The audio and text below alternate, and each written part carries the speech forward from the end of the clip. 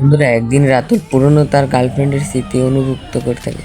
তারা দুজন কত ঘুরেছে, তাই সে সেটা মনে করে।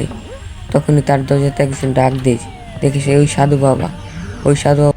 তারপরে একটি গুন্ডা তাকে প্রেমের প্রস্তাব দেয়, হীরা ডায়মন্ড দিয়ে সেটি এখানে রেখে যায়। সে না করে দেয়। তখন তার মার হার্ট অ্যাটাকের সমস্যা হয়। তখন সে ডাক্তারের কাছে নিয়ে যায় তার মাকে। তখন তার মাকে বললে 4 লক্ষ টাকা লাগবে।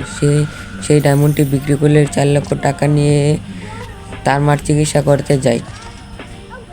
তার মার চিকিৎসা করবে। এখন তার খারাপ লোকটি তাকে খারাপ নজরে দেখে। তার রাতুল দেখে তা মন খারাপ করে। খারাপ লোকটি একদিন মদ খেয়ে তাকে মারধর করতে চায় এবং তারপর সেখানে সাধু